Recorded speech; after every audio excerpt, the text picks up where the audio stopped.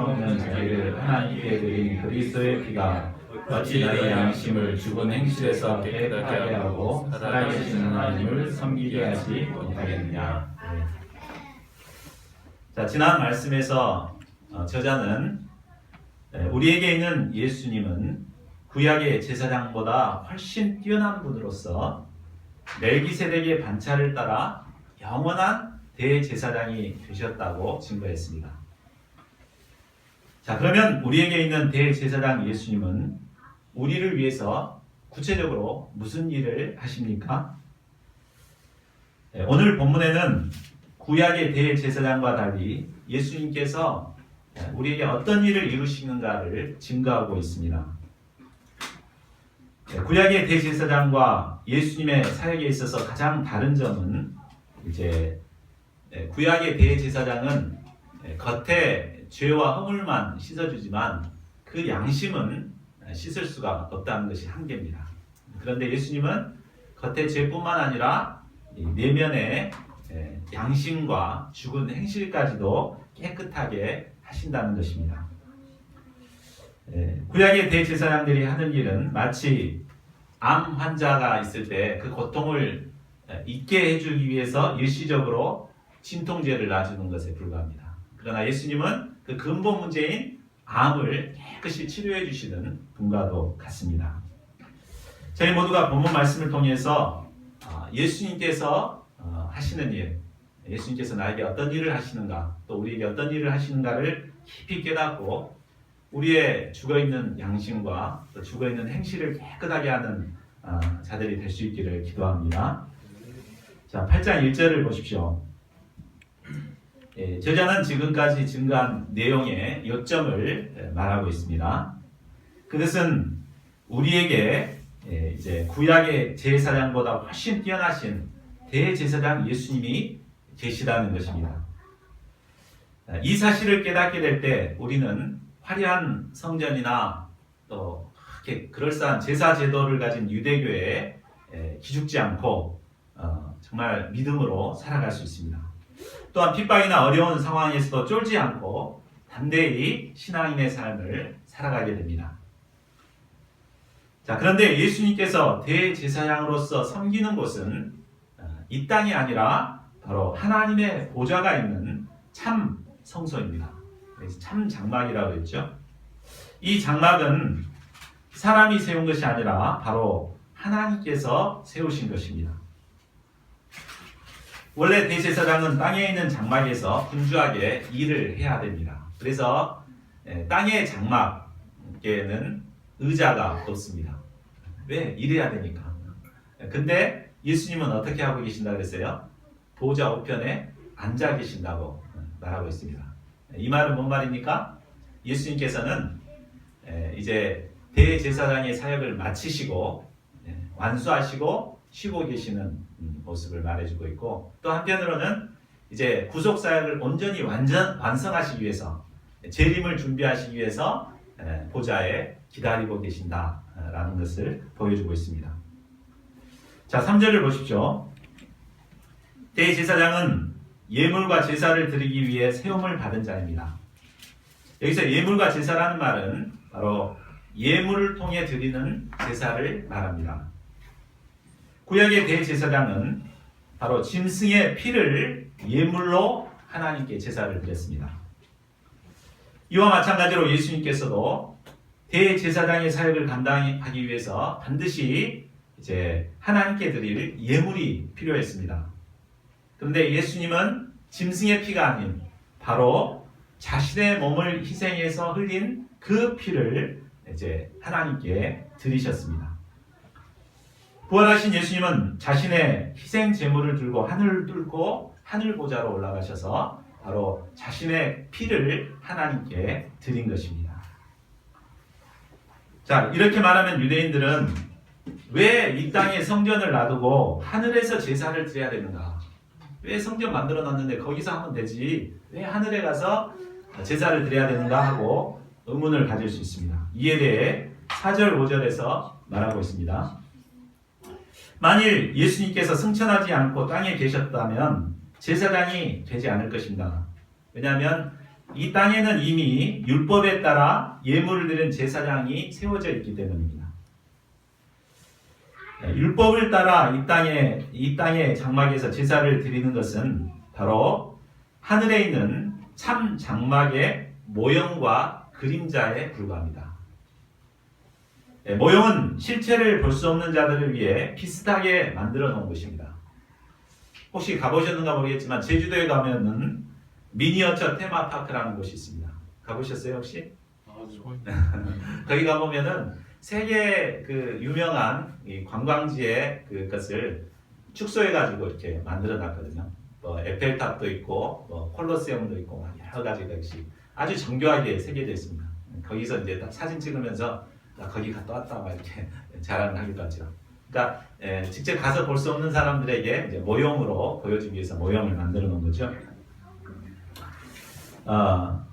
이와 마찬가지로 하나님께서는 하늘에 있는 참 장막을 우리가 볼 수가 없으니까 이제 모세를 통해서 하늘 장막의 모형을 그림자로 이 땅에 장막으로서 만들도록 허락하셨습니다. 그리고 출애굽기에 보면 모세는 이 하나님께서 주신 양식에 따라 장막을 만들게 되죠.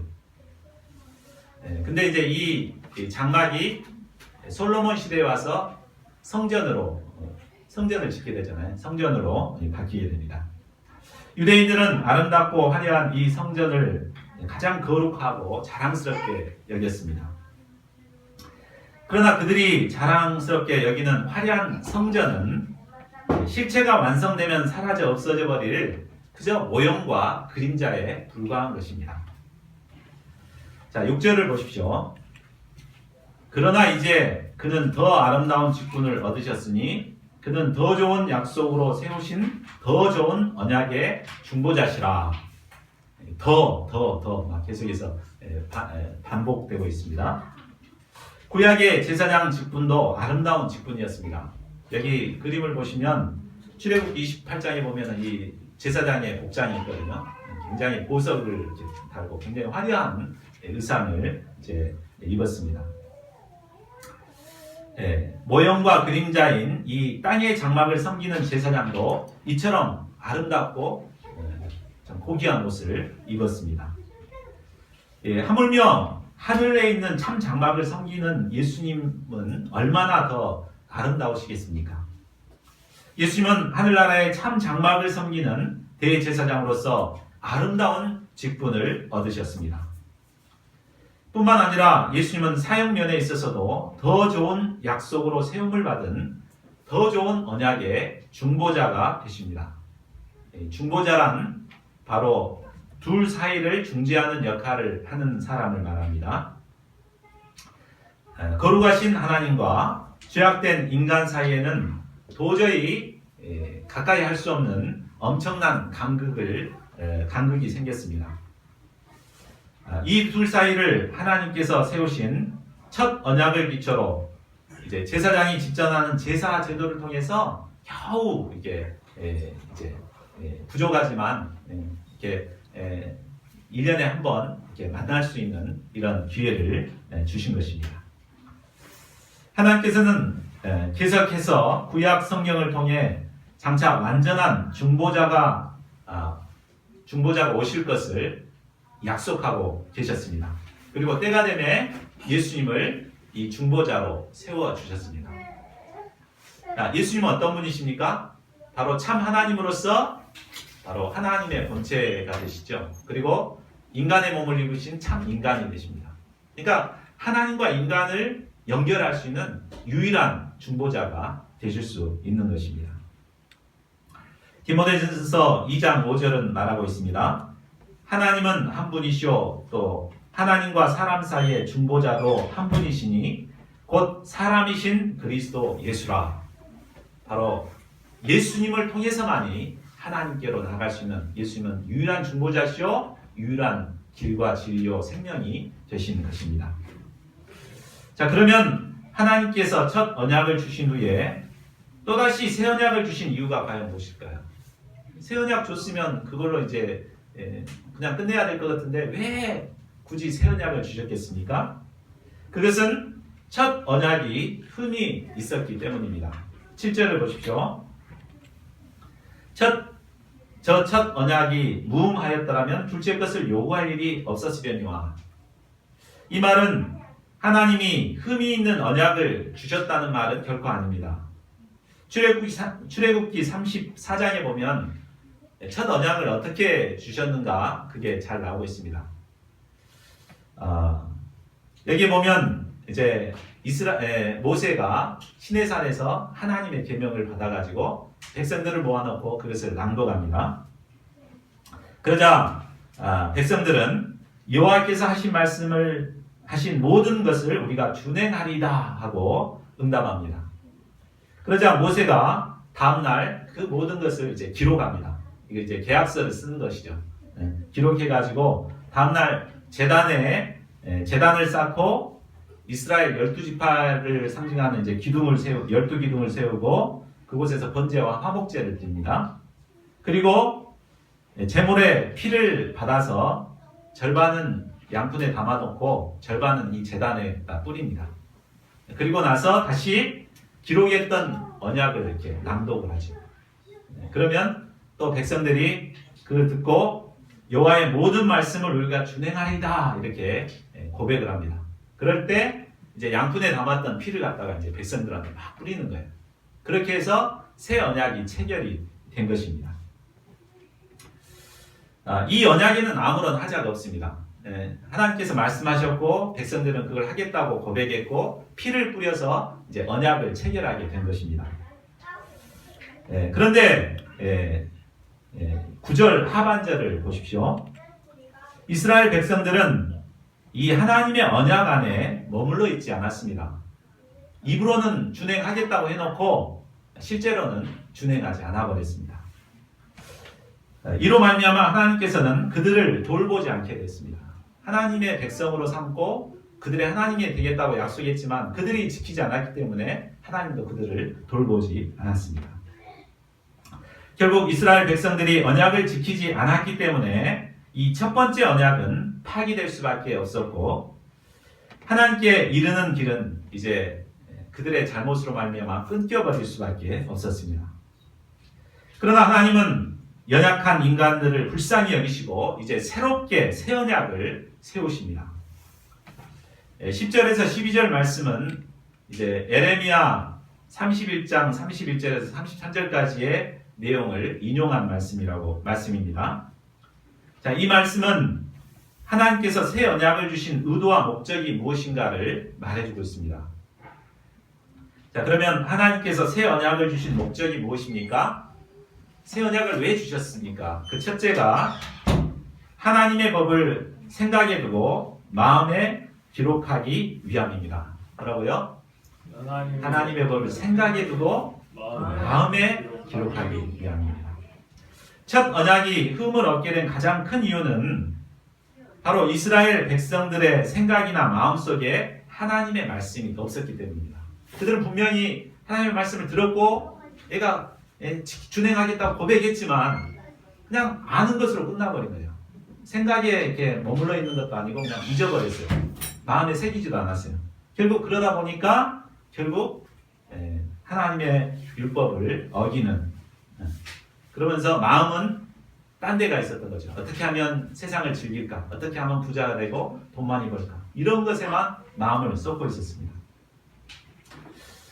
이 때문에 그들의 마음이 이제 타락해서 결국 가나안 약속의 땅을 얻긴 했지만 그곳에서 하나님도 섬기면서 우상도 같이 섬기게 됩니다. 그래서 농경신인 바알과 풍요의 신인 아세라 신을 같이 섬기게 되죠. 자, 우리도 하나님의 말씀을 듣지만 우리가 그냥 지식으로 이렇게 듣고 끝나버리면 안 됩니다. 우리의 생각에 이 말씀이 남아 있어야 되고 우리의 마음에 하나님의 말씀이 새겨져야 됩니다. 그럴 때 우리가 하나님의 뜻대로 살아가는 하나님의 백성들이 될 수 있죠. 제가 하나님의 말씀을 마음에 새기는 자들이 될 수 있기를 기도합니다. 자, 그렇다면 하나님의 말씀을 우리의 생각과 마음에 새기기 위해서는 무엇이 필요할까요? 자, 10절을 다시 자세히 보면 우리 마음에 말씀을 새기는 분이 누구십니까? 주체가 누구죠? 내가 그랬잖아요. 하나님께서 우리의 마음에 말씀을 새겨주십니다. 즉 성령께서 우리의 마음에 강권적으로 역사하실 때만이 말씀이 우리의 심령에 새겨질 수 있습니다. 성령께서 감동을 주시고 감화를 주시고 역사해 주셔야만 이 말씀이 우리의 마음에 새겨지게 되는 것입니다. 그러므로 우리가 성경을 공부할 때 또 이렇게 메시지를 들을 때 성령을 의지하는 게 참 중요해요. 그래서 기도하면서 성령께서 이 말씀에 감동을 주시도록 내 마음에 새겨지도록 겸손히 기도하고 말씀을 받는 것이 필요합니다. 그럴 때 이 말씀이 우리의 마음 가운데 새겨질 수 있는 것입니다.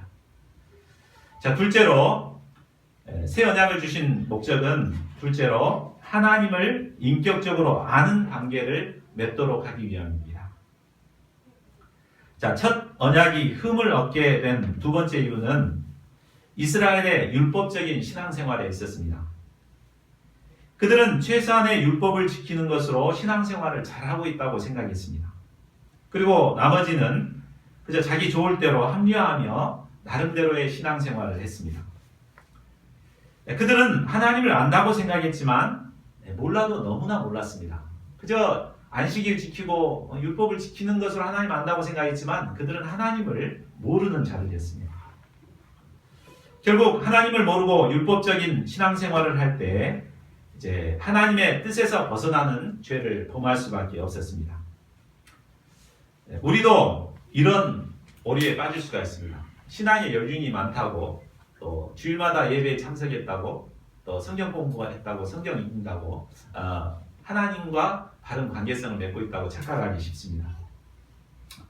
신앙생활에 있어서 가장 중요한 것은 바로 하나님과 나와의 인격적인 관계성입니다.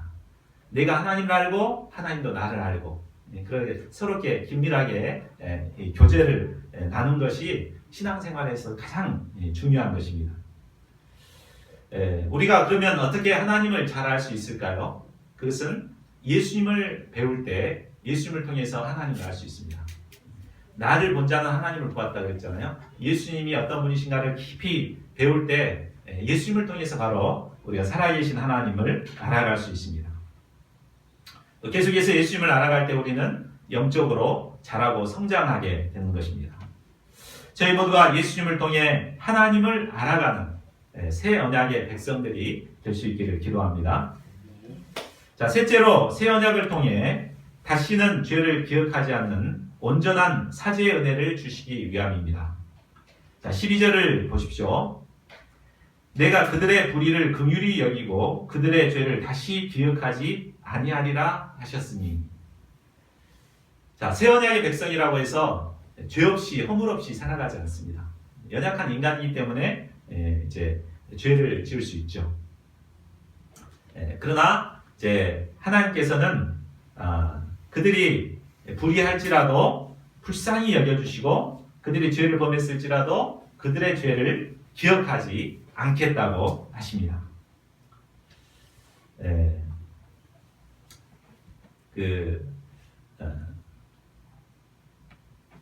구약의 제사는 제사를 드리고 나서 죄사함을 받긴 했습니다. 그렇죠? 그런데 이제 그 죄가 완전히 사해지지는 않았습니다. 왜냐하면은 반복해서 그 죄를 범하기 때문에 또 다시 와서 죄를 사함을 받아야 되고 다시 제사를 드려야만 했습니다. 그러나 새 언약의 백성들은 예수님의 보혈을 의지해서 나오기 때문에 하나님께서는 그들의 불의를 불쌍히 여기시고 그들의 죄를 사해 주십니다. 예수님의 핀을 보시고 정말 죄가 있음에도 불구하고 용서해 주시고 잊어버리십니다. 그 죄를. 참 이것은 죄를 범할 수밖에 없는 연약한 인간에게 임한 무한한 은혜일 수밖에 없습니다. 자, 13절을 보십시오. 하나님께서는 둘째 언약이라고 하지 않으시고 새 언약이라고 말씀하십니다. 이것은 새 언약이 이루어지면 그 전에 맺었던 첫 번째 언약은 낡고 쇠하고 없어져가는 언약이 되기 때문입니다. 첫 언약은 모형으로서 원형이 올 때까지만 존재하는 임시적인 것에 불과합니다. 그래서 원형이 나타나게 되면 그 모형은 필요 없게 되어버립니다. 이제 새 언약이 예수님을 통해서 이루어졌기 때문에 구약의 제사 제도는 필요가 없게 된 것입니다. 자, 이제 저자는 9장 1절에서 8절까지를 통해 첫 언약의 섬기는 예법인 장막 제도에 대해서 설명하고자 합니다. 이 첫 장막은 죄인이 하나님을 만나 속죄함을 받을 수 있는 성스러운 장소였습니다. 2절에서 5절을 보겠습니다. 자, 이 장막은 성소와 지성소로 나뉘어져 있습니다. 우리 그림을 보면서 다음 한번 넘겨주시겠어요? 이거 지금 그 겉에를 싹 없애고 성소와 지성소를 이렇게 이제 나누어 봤는데, 이게 지금 입구입니다. 입구로 이렇게 들어가면은 왼쪽에가 등잔대가 있죠. 그리고 오른쪽에가 이제 진설병을 넣는 곳이 있습니다. 그리고 이 가운데 이제 지성소로 가는 곳에 앞에 보면은 분향단이 있죠. 향단이 있습니다. 그리고 이제 두 번째 장막, 이게 이제 첫 번째 장막이고, 이제 두 번째 장막을 들어가면은 여기가 이제 지극히 성스러운 장소, 그래서 지성소라고 말합니다. 그 안에 이제 언약궤가 들어있습니다. 이 언약궤 안에 뭐가 들어있다고 그랬어요? 그 만나를 담는 금 항아리가 있고, 그 다음에 아론의 쌍난 지팡이가 있고, 이제 언약 돌판이, 말씀의 돌판이 들어있습니다.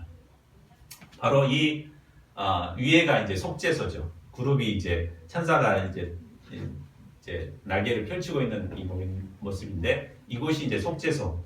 제사장이 이곳에 피를 뿌리고 여기서 이제 하나님께서 속죄 사역을 이루어 주신 곳입니다. 자, 근데 지금 아까 보시면은 이상한 부분이 있습니다. 한번 말씀으로 한번 돌아가 보실까요? 여기 분명히 아까 그림에서는 분향단이 성소에가 있었죠. 첫 장막이가 있었잖아요. 근데 여기서는 지성소에 있는 걸로 얘기를 하고 있죠. 이 말은 왜 그러냐면은 이것은 1년에 한 번 하루는 이 분향단이 지성소에가 들어갑니다. 왜냐하면은 이 이제 대제사장이 지성소에 가서 이제 제사를 드려야 되는데 하나님을 보면 안 되잖아요. 이 언약궤에서 나오는 하나님을 보면 안 되기 때문에 일부러 연기를 피웁니다. 그래서 보지 않기 위해서. 그래서 이 분향단이 이제 1년에 한 번은 안으로 들어가게 된다는 거예요. 그러니까 이 상황은 지금 뭘 말하냐면은 1년에 한 번 있는 대속죄일의 모습을 지금 보여주고 있는 것입니다. 자, 6절, 7절을 이제 넘겨서 보겠습니다. 평소 제사장들은 이 첫 장막인 성소에 들어가서 섬기는 예식을 행했습니다. 매일 아침 저녁으로 금 촛대에 불을 피웠습니다. 그리고 향로에 향을 피웁니다. 그리고 매 안식일에 진설병을 새롭게 진열해 놓았습니다. 그리고 둘째 장막인 지성소에는 오직 대제사장만이 1년에 한 번 대속죄일에만 들어갈 수가 있었습니다.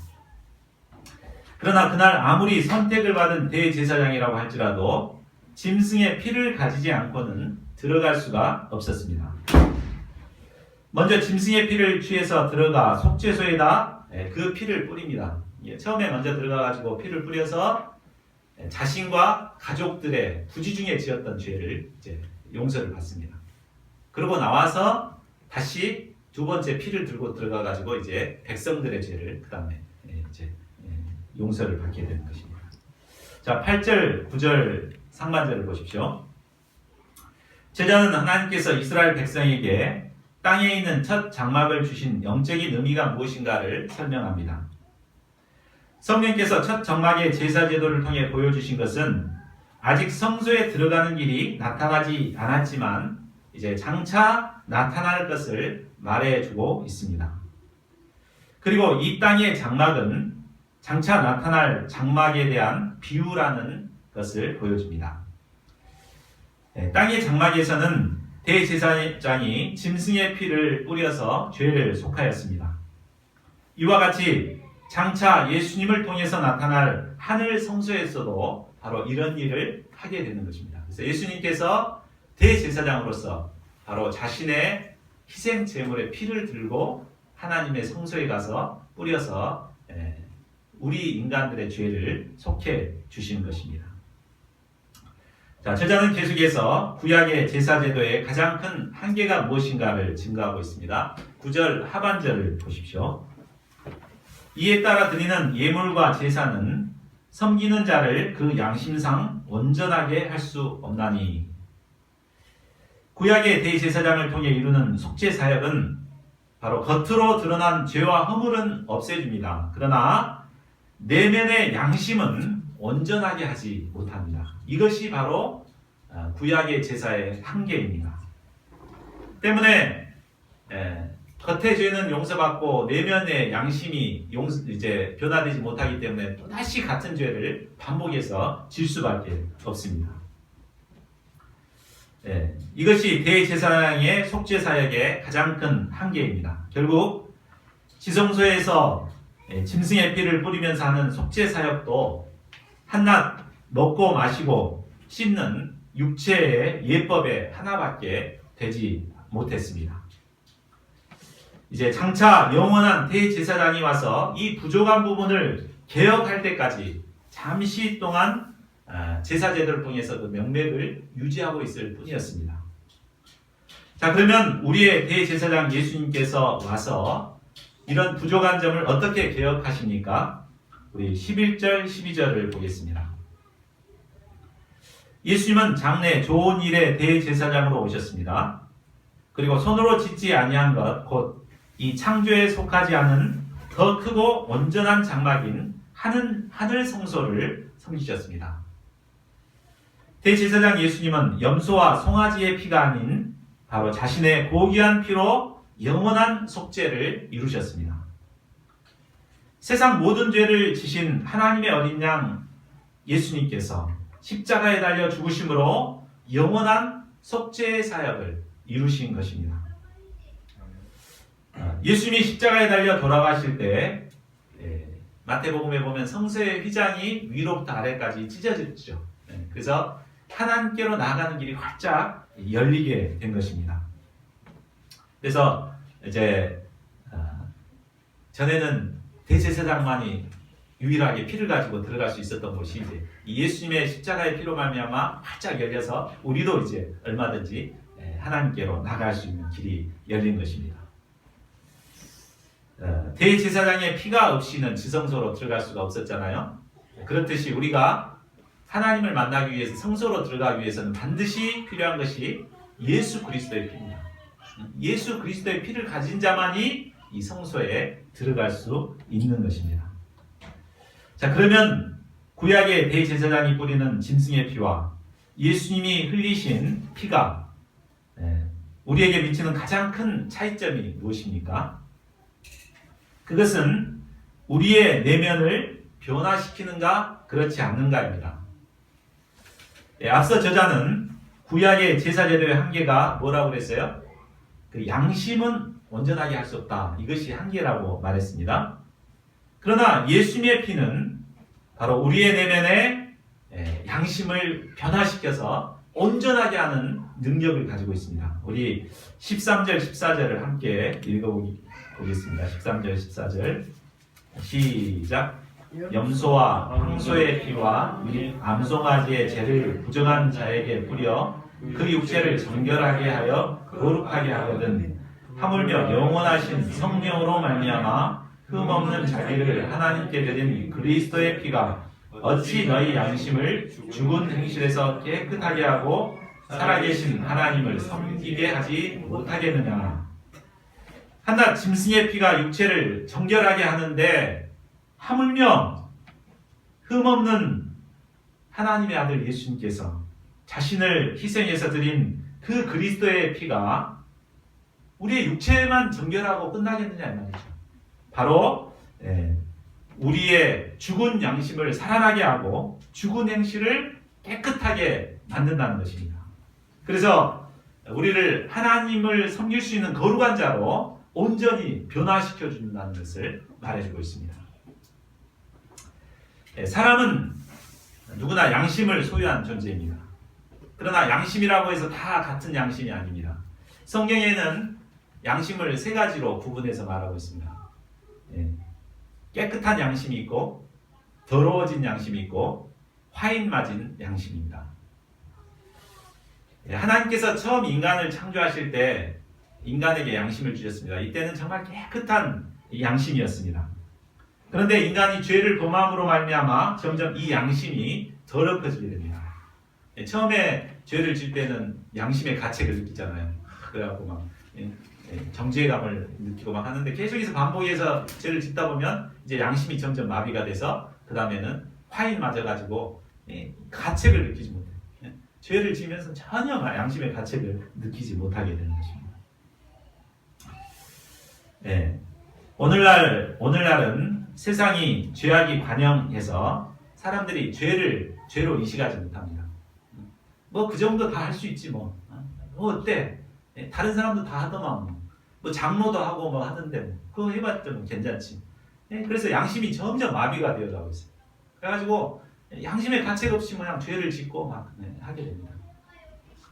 그래서 뭐 수조 원을 사기쳐서 수많은 가정을 도탄에 빠뜨리고도 뭐 전혀 양심의 가책도 느끼지 못하고 따뜻하게 잘 살고 있습니다. 죄 짓다가 발각이 되면 정말 부끄러워하기는커녕 재수가 없어서 걸렸다고 화를 냅니다.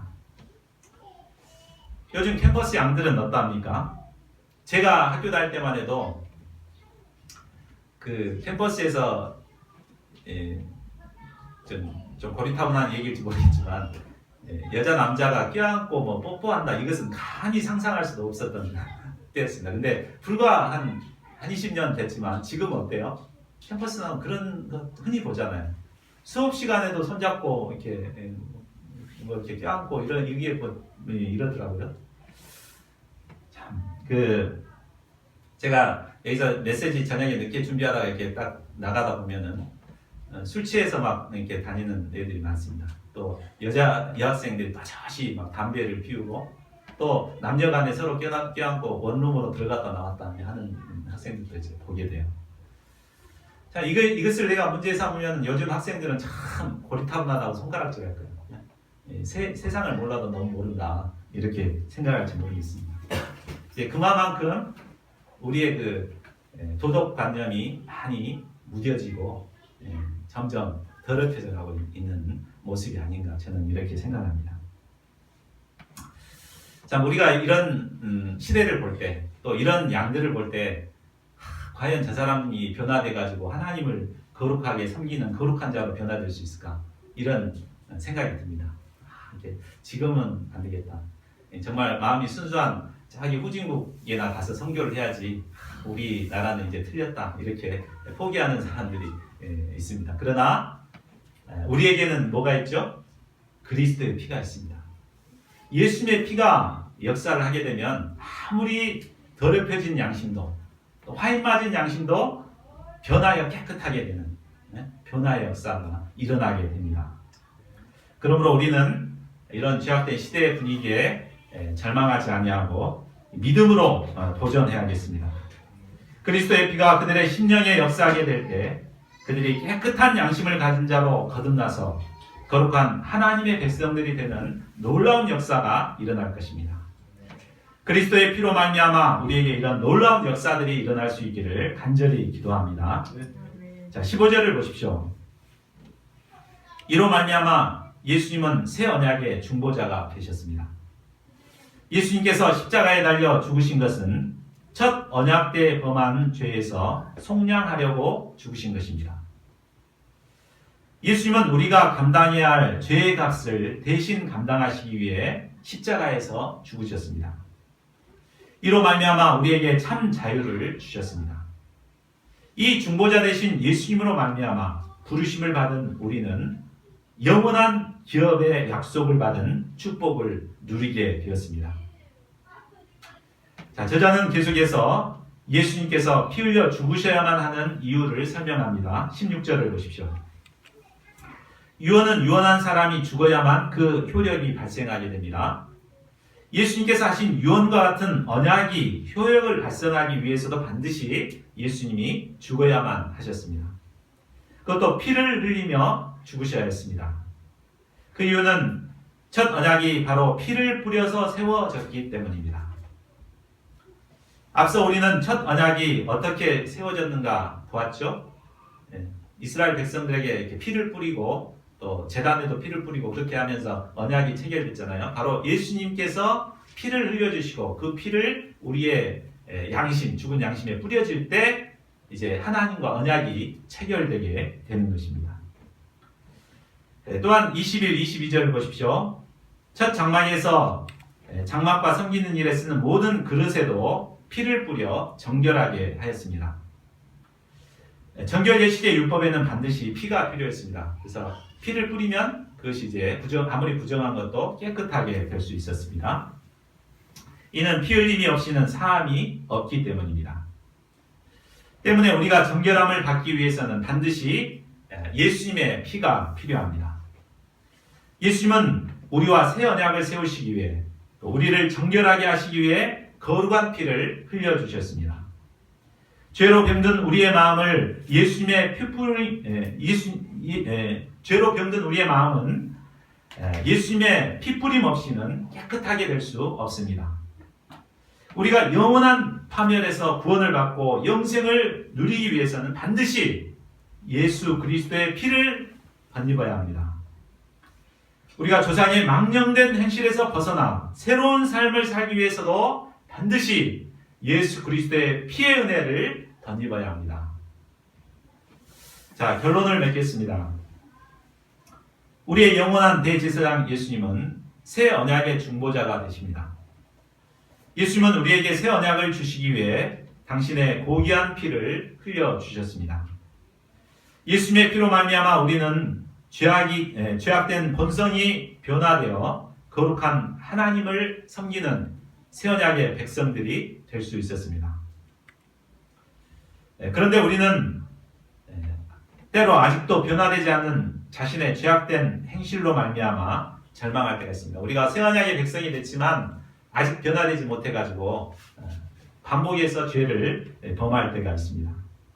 그러나 절망할 필요가 없습니다. 왜? 예수님은 우리의 죽은 양심을 깨끗게 하시는 분이시기 때문입니다. 저희가 날마다 예수님의 피의 은혜를 덧입게 될 때 우리의 내면은 변화되어 깨끗한 심령이 되게 됩니다. 그래야 할 때 날마다 변화의 감격을 누리며 깨끗한 심령으로 하나님을 섬기는 하나님의 백성이 됩니다. 저희 모두가 날마다 그리스도의 피의 은혜를 덧입어 하나님을 섬기는 거룩한 새 언약의 백성들이 될 수 있기를 간절히 기도합니다. 요절 말씀 14절을 같이 읽고 기도하는 시간 갖겠습니다. 14절 시작. 하물며 영원하신 성령으로 말미암아 흠없는 자기를 하나님께 드린 그리스도의 피가 어찌 너희 양심을 죽은 행실에서 깨끗하게 하고 살아계신 하나님을 섬기게 하지 못하겠느냐. 우리가 새 언약의 백성들이 되었지만 언약을 마음에 새기지 못하고 율법적인 자세로 섬길 때가 얼마나 많았습니까? 그리할 때 저희가 변화되지 못한 모습으로 살아갈 수밖에 없었습니다. 이 시간 예수님의 그리스도의 피가 우리의 이 연약함을 변화시켜 주시고 새롭게 해주시기를 기도하며 주님 앞에 나아가는 시간을 갖겠습니다. 이 시간 통성으로 기도하겠습니다. 하나님 아버지, 새 언약으로 말미암아 새 언약 백성되게 하신 주님의 은혜를 감사드립니다. 아버지 하나님,